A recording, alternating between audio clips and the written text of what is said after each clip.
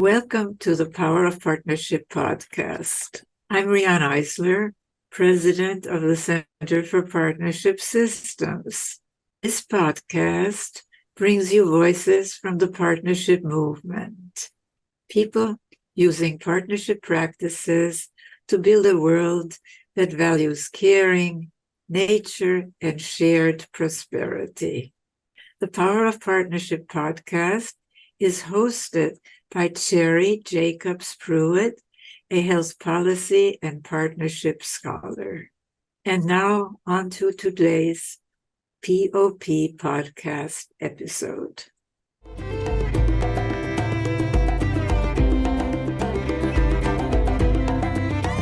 Hello, Nick. On behalf of Riane Eisler and the entire Center for Partnership Systems team, I want to welcome you to the Power of Partnership podcast. It is such a pleasure to be here. Thank you so much for having me. So, Nick, you are a student at McGill University in Montreal, Quebec, Canada, and you're doing an internship with the Youth Resiliency Project to bring a male voice to men's mental health. Can you share more about this project in terms of how it began and a little bit about your journey bringing you to that internship? Absolutely. So I've always had this general passion for psychology, for mental health. I mean, it's my degree right now at McGill, and my mom's a psychologist, so I definitely had some inspiration there. There's always been kind of a general passion there, but I always thought I just wanted to be a clinical psychologist going forward. Activism-wise, that really kicked off in the spring of 2023 when two really important things happened for me. At the time, I was in my senior year of high school. I was at a boarding school on the west coast of Canada, and you had to do an art as part of the curriculum. I wasn't a super artsy kid, so I chose public speaking, honestly, because I thought it'd be easy. And they make you, as part of their system, they make you enter into Speech and Debate Canada's national public speaking competition. And for whatever reason, I was really inspired just by the topic that they gave us, and I decided I really wanted to give it my all on this one and see if I could come up with a really strong speech. So I wrote one on improving Canadian mental health institutions, and it ended up doing really well to the point where it won the national competition. And so that was super unexpected, really out of left field for me. I had never been an artsy kid, never been a speaker. I never had formal training. So that really gave me that platform, that confidence that I was a strong speaker, that I could do something that involves speaking with my life, and that I guess people would listen, and that it could make an impact. So that was definitely pivotal. But more importantly, I met my mentor, Bree Mathers. So she came to my school that same spring, and she did her famous talks. She did one for the more feminine-oriented youth and one for the more masculine-oriented youth, and I attended that one. So it was all the boys' dorms came together and saw her speech. And at the time, Andrew Tate was such a big influence that that was the majority of her speech. But she really covered a whole bunch of different topics. And I remember sitting there in that audience and being so inspired that this was a career that someone could follow, and that there were all these such important issues, such important problems, such important things that she brought to my awareness that I'd always kind of thought about in the background, but it never really brought to the forefront. It just didn't feel like something people talked about, and it really had me questioning why no one talked about it. And so that was a super important moment for me to see that this was a possibility and that someone was doing this. And so I really respected her bravery, her knowledge, her courage. And so I followed up right after. I basically told her I wanted to do her work, the work just like her someday. I wanted to stay in contact, and so we did. And then I guess fast forward to my first year at McGill, I felt super inspired to do some work of my own. So that's when I applied to do a TEDx talk. I did TEDx McGill for that year, which I performed in February of 2024. It's called Men Don't Have to Choose, Uniting Masculinity with Mental Health. In that, I dive into my own battle with depression. I break down some of the science around emotional suppression, and I really show that strength, courage, independence, all of these positive qualities usually associated with masculinity can come from opening up, talking about your emotions, connecting with other people, and how men can still be just as much or more of a man than they were before by opening up in that sense, by actually addressing these very human emotions that we all have. And maybe that'll help with a lot of the mental health crisis that we're seeing, especially among men. And throughout this whole process, I mean, the talk itself was heavily inspired by watching Bree's work, and it was kind of my own interpretation and adaptation of a lot of the themes that she touches on. And she was a huge support during my entire process of building that TED Talk, and I really appreciated that, having a professional in the field kind of backing me up with this kind of content. And so after that, I felt really, really good about it. And I reached out to her asking for internship opportunities. And she asked if I would join her for the summer. So that's exactly what I did. And together we spent the last summer building the Youth Resiliency Project, which is, I guess, the best way to put it is an adaptation and expansion of Bree's already successful speeches, just kind of to incorporate myself into the work that she does. So given our respective genders, passions, and personal connections, we really see the strength in having Bree focus on the feminine oriented talk, which is called, or the entire organization was previously called Love the Skin You're In. Now that's just been pushed to the feminine oriented talk. I felt like for my the stuff that I wanted to put across and the speech that I wanted to have, that didn't really fit the message I was giving. So my talk for masculine oriented youth is called A Breath of Fresh Air. And so our two talks together form the Youth Resiliency Project as kind of this like umbrella organization that holds our two talks. And it also gives us that room to expand and develop if that happens in the future. So it's been a lot of kind of rebranding behind the scenes over the summer, building an online presence, booking with schools, securing the different grants. That's kind of what it's been looking like recently. And I mean, part of that is engaging with the theories and the people in the field, like the partnership domination continuum, like Riane's work, and like this podcast. Beautiful. So Ken, for our listeners who may not be familiar with Bree's work, can you talk just a little bit more about her organization? Absolutely. So she started out, she had suffered through an eating disorder when she was in high school. And I think that really motivated her to look into the reasons why those things are so prevalent among high school students. And so she actually started speaking around the same time that I did. So it's cool to see how those process kind of repeats itself. And so her talks focus on a wide variety of topics. I'll do my best to kind of summarize it, but definitely the domination partnership system is entrenched in every single one of her modules, but she focuses on mental health. She focuses on body positivity. It's very surrounded around girl power and really harnessing that feminine energy. It's targeted more towards feminine oriented youth. And I've never seen it myself, not being because when I was in high school, I saw the masculine oriented version, but she's given me a briefing on the entire thing. And I've heard my friends all saw it when I was in high school, and I remember the glowing reviews that they gave. It was such a powerful talk for them as well. So I guess that's my best synopsis of the work that she does right now. Perfect. And how about Andrew Tate, who you mentioned? So Andrew Tate, for those who don't know, is a very powerful figure. I would say less so now, given that he's in jail, but previous to that, he was, I believe, the third most Googled man in 2023. I hope I'm getting that right, but he was very, very prominent on social media. And he was a very strong example of what I like to call a one-track masculinity. This idea that there's one way to be a man. He very much preached that that's the only way to be a man, that by diverting from any of his qualities or his traits, you weren't as masculine as he was.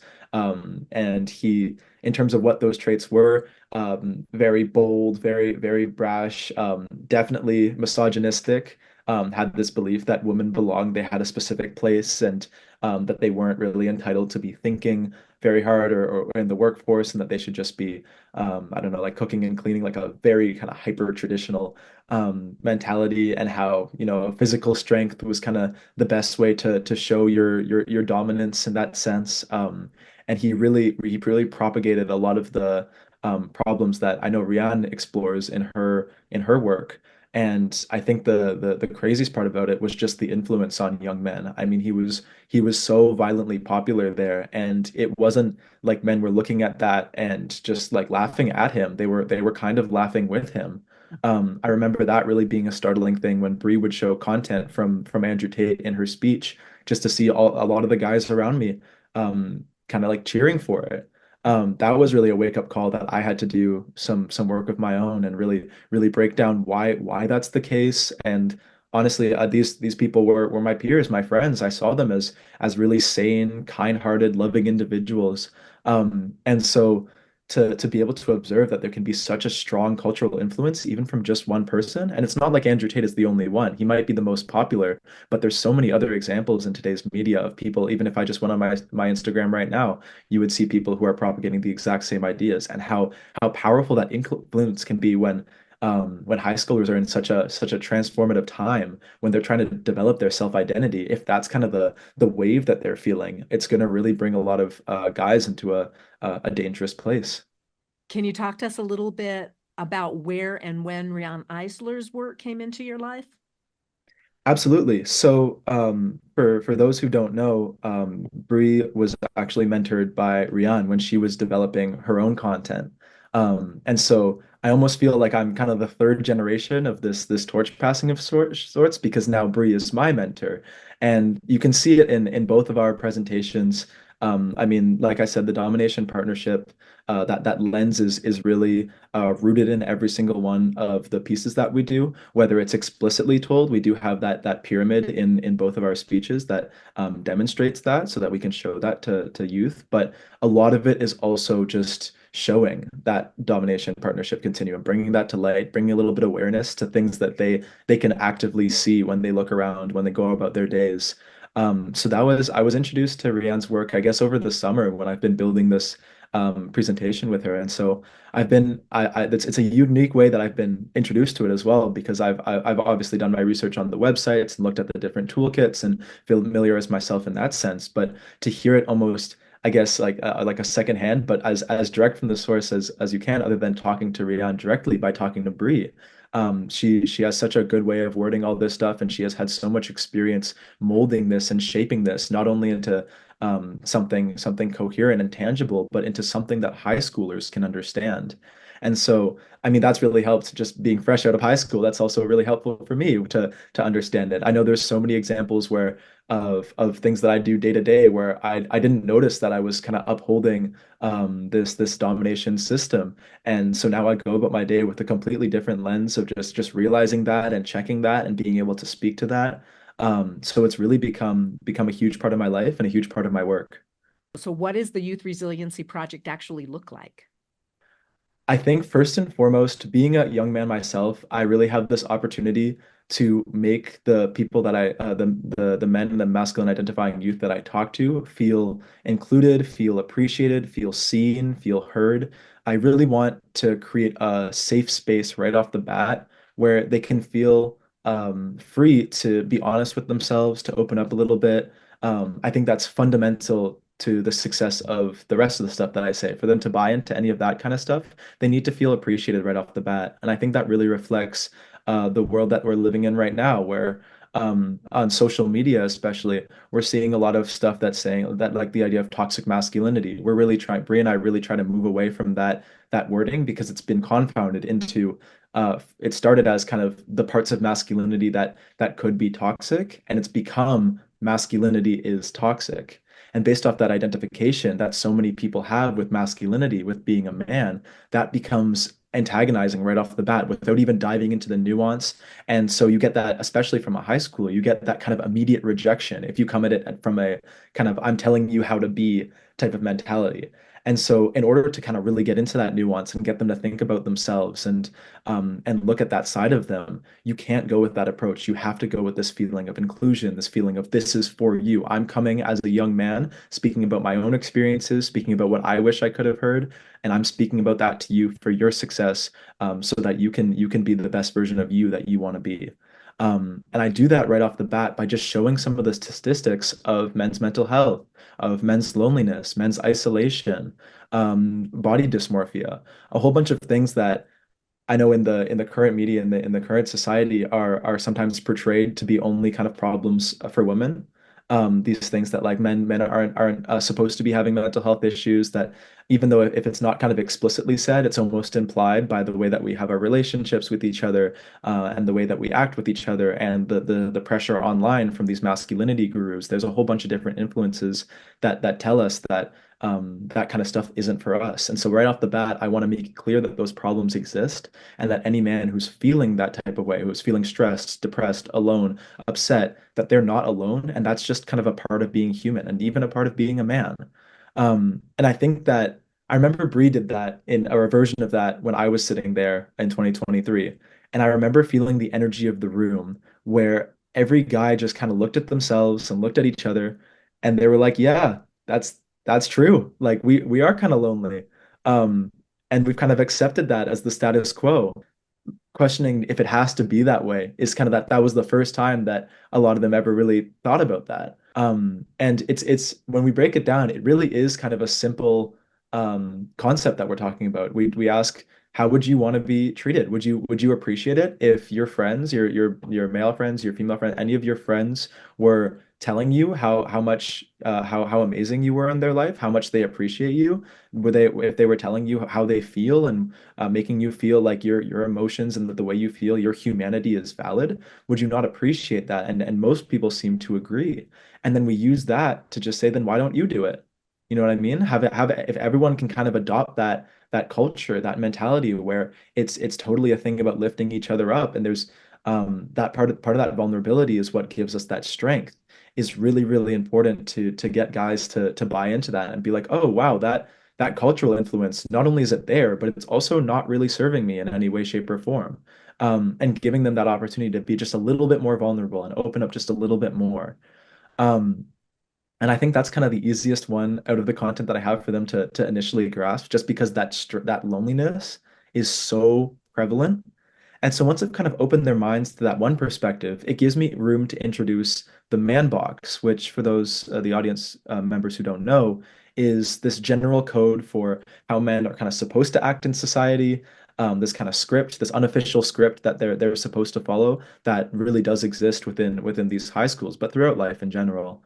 And I really go into that and break down every single part of it, not necessarily in a critique for every single part of it, but just as kind of an explanation of a realization of these cultural influences. And then I give them the opportunity to see if that really fits who they want to be. And most of the time, they find there's parts of it that don't fit who they want to be.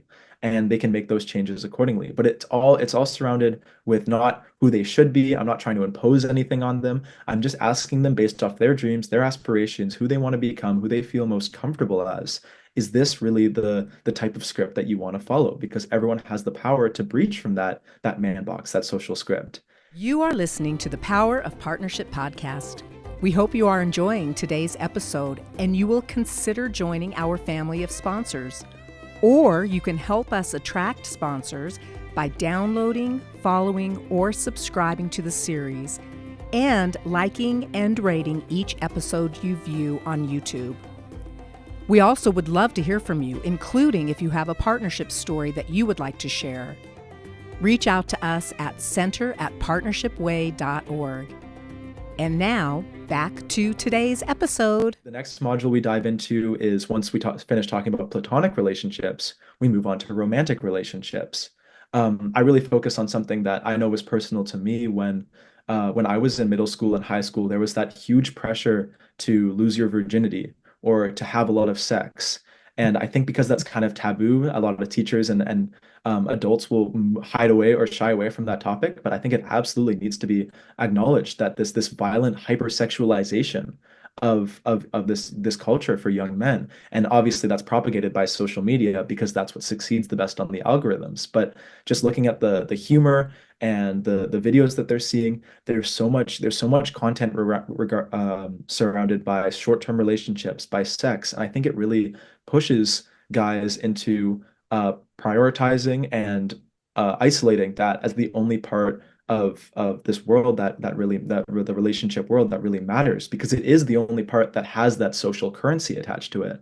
And so that becomes a really dehumanizing facet on both dimensions. I mean, obviously, it causes the guys and the masculine identifying youth to dehumanize the people that they're seeing, that they're getting into relationships with, by seeing them only as kind of this like means to an end for social status, which can obviously be horrible in its own way.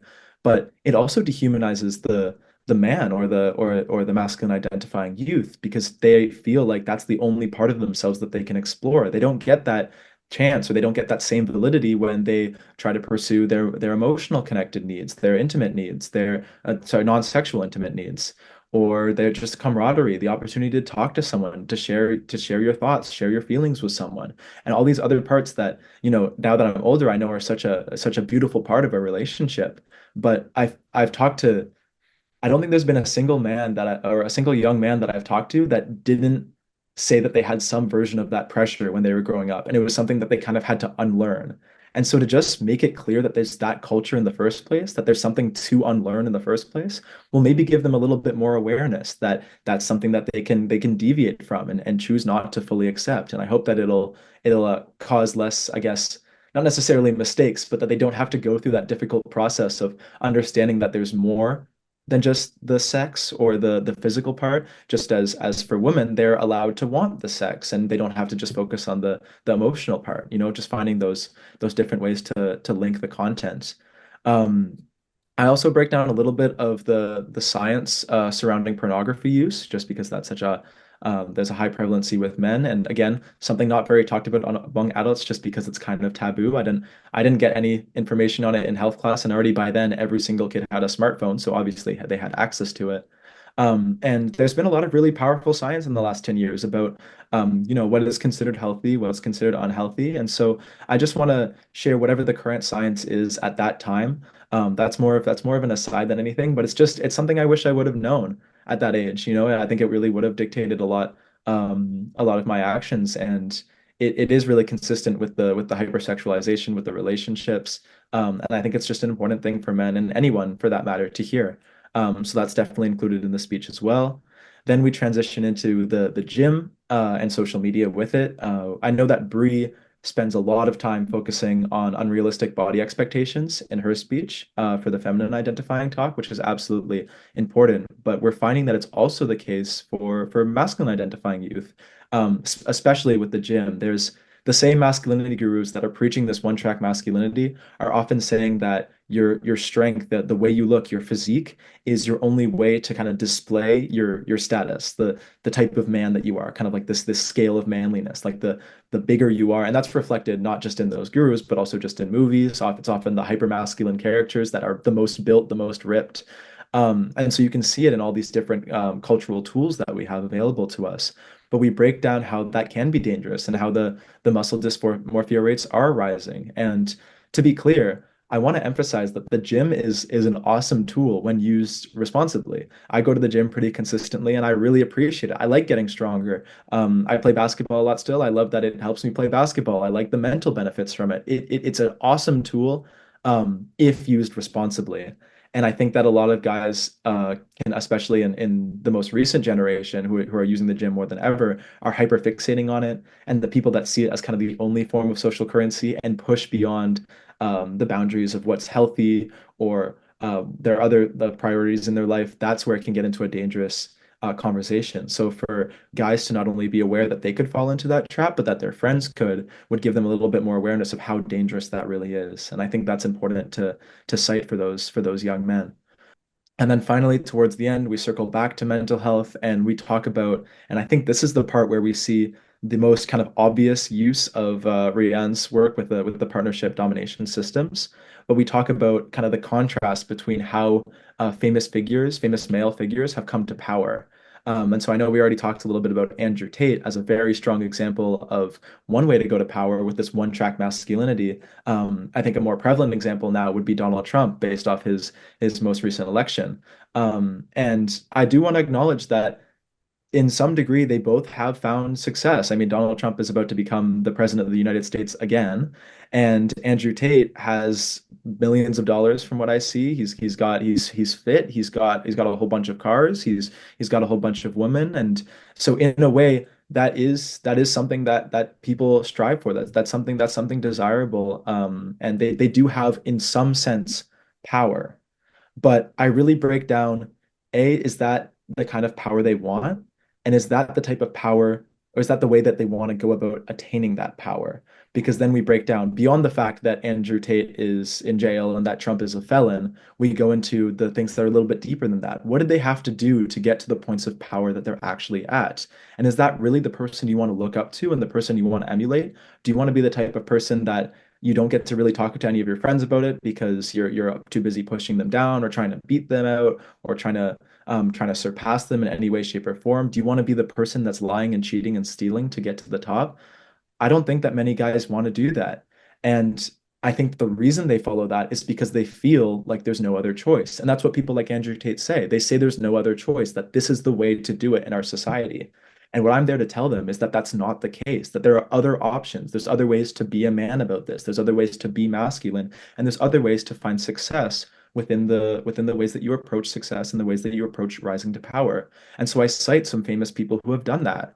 I think my favorite example is Dwayne "The Rock" Johnson, who, I mean, physically is probably the best example of masculinity I can think of. The dude is jacked, he's got the deep voice. It's a very stereotypical man.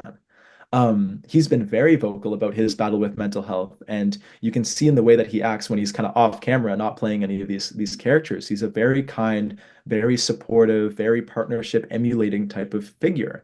And so the way that he's been able to physically be that very manly person, but at the same time, and is widely famous, one of the most famous actors in the world, super rich, I'm sure, living a pretty good life. And he's achieved that success by bringing people with him and being vocal about that kind of stuff. And that hasn't taken away from who he is. Another one that I use a lot of his videos in my presentation is Trevor Noah, who is a very famous host, and he's been super vocal about the activism surrounding the different gender roles and that kind of stuff. We have a couple. K-pop is another way that we've kind of branched into it and deviated to a different kind of target group. We've talked about some transgender individuals that have succeeded within that have found success, and they found ways to still adopt that idea of masculinity and manliness. And obviously it's kind of a different style, but in no way is it less successful. Is it not viable as a solution? And so we really give that idea to young men that whatever feels like the best way of success to them, whatever feels the most righteous, whatever feels the most like them, is the thing that they should pursue, and that they can find success in that way. They don't have to conform to any of these rigid stereotypes that Donald Trump or Andrew Tate are preaching as the only way to be masculine, the only way to be manly. That's just not the case anymore.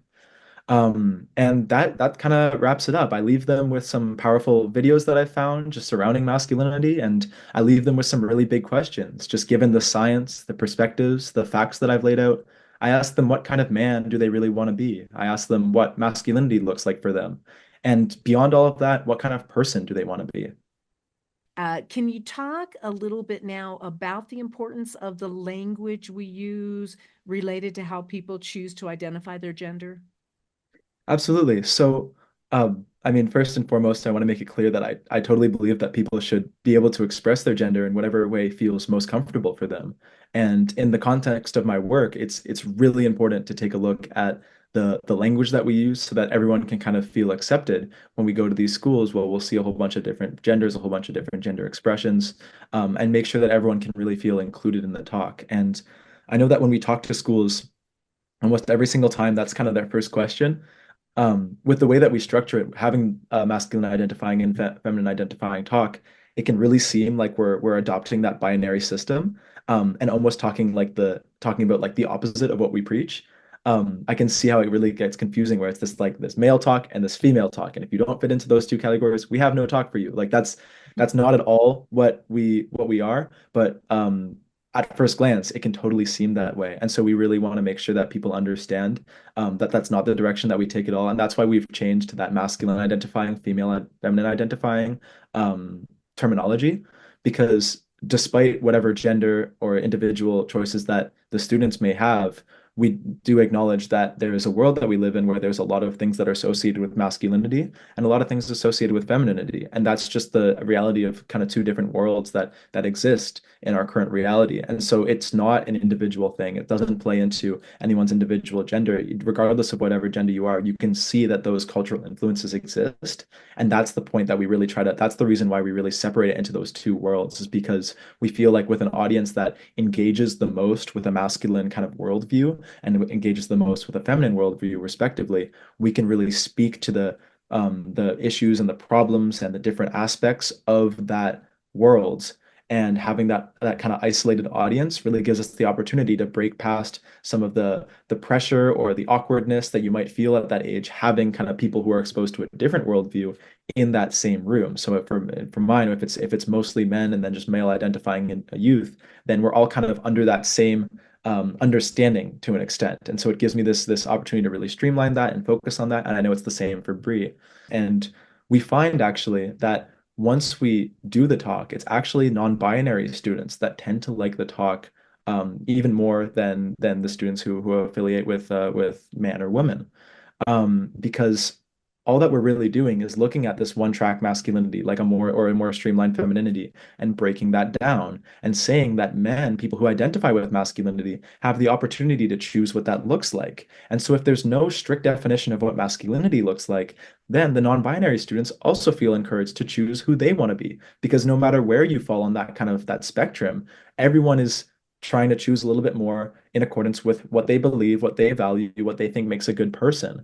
And so it helps with that kind of that inclusivity. And we make sure to really emphasize that and include non-binary examples of famous people in our speeches, and really be careful about not just saying boys or just saying girls, but really saying boys and masculine identifying youth, so that they really feel included throughout the entire speech. And then as they learn the content, they realize, oh wow, this is really something that would help me as well. You know what I mean? Like it's really speaking to a more masculine identifying type of group. But even if they don't fully associate with that idea to just kind of be more in tune with who you are and express that is a message they wish everyone would appeal to. That's just kind of a human thing, is to have that autonomy to really be who you want to be.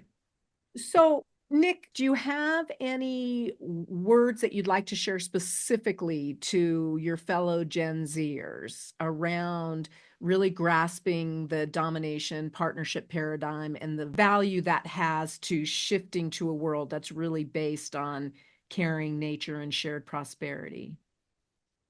I think I would really preach for um, Gen Zers and for even Gen Alpha now, to just be aware, to sit back and look at all the different ways that they interact with other people and ask that question that I always keep coming back to: is this the best way? Is this the right way to do it? And I think through that question, you can find a lot of examples of how the domination paradigm is harmful, is not kind of bringing people in the right direction, but it's such a strong cultural influence that it just kind of naturally guides people when they're not thinking about it to move in that direction.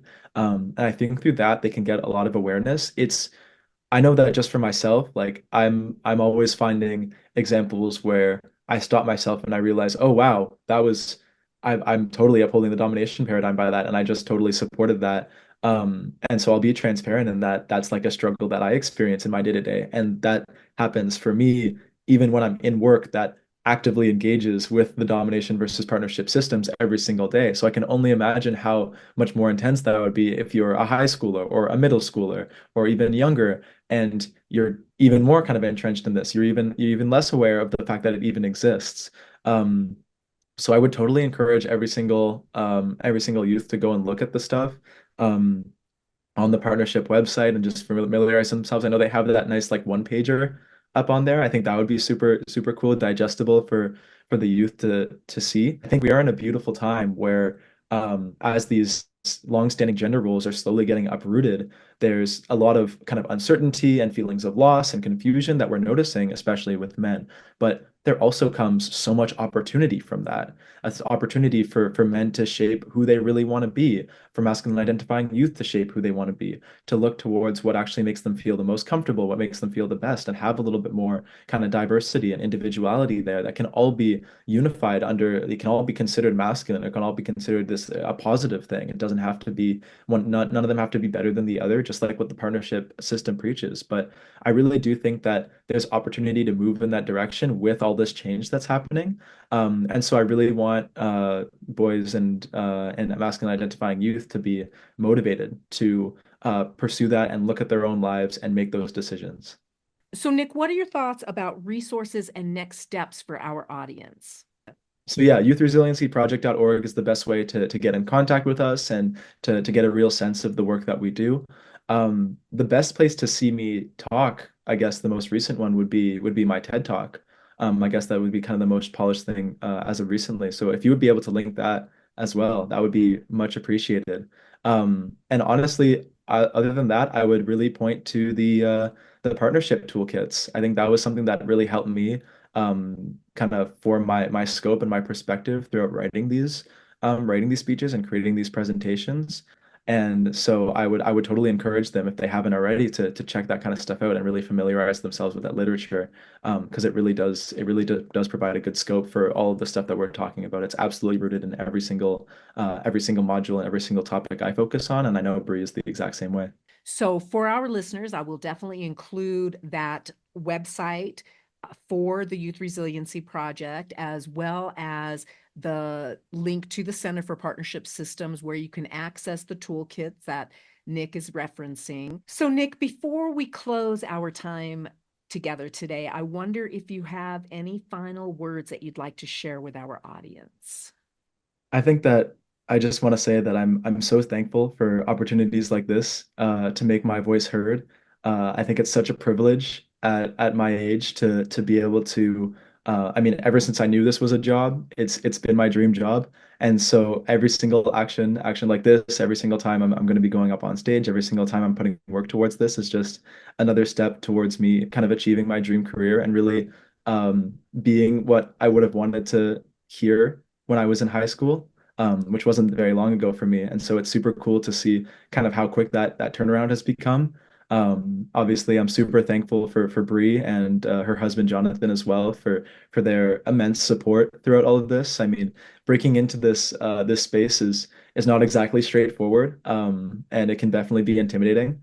To be getting up on there on stage and talking about such sensitive topics, and they have been the most supportive and all I could ever ask for when it comes to building this stuff with me. And also just the way that they shared their knowledge with me was so powerful, and it really allows me to do the best job that I can. And it goes bigger than that. I mean, already at school, I've found some professors that are really interested in the work that I do. I have the research team that I'm building, so there's a lot of people there that provide a more kind of academic standpoint to the work that I do. My friends and my family have heard me talk about this way too much already, and they've put up with that. And so for them, I'm also eternally grateful for their undying support throughout this experience. And last of all, I'm thankful for you, Sherry, and I'm thankful for the partnership podcast to have me on today, give me another chance to speak my mind and share some of the research and the work that I've done. And I'm just so happy to be here and to keep moving forward. Well, we are so thankful for you. Nice. Thank you. Thank you for listening to the Power of Partnership podcast. We're grateful to Rising Appalachia for the use of resilience as our Power of Partnership theme music. If you would like us to feature your partnership story, or if you would like to be a proud sponsor of the Power of Partnership podcast, please contact us at center@partnershipway.org. We hope you enjoyed this episode and will leave us a review on your favorite podcast channel. And don't forget to subscribe to be notified when new episodes are released. I'm Cherry Jacobs Pruitt. See you next time on the Power of Partnership podcast. I am resilient. I trust the movement. I negate the chaos. Uplift the negative. I'll show up at the table again and again and again. I'll close my mouth and learn to live.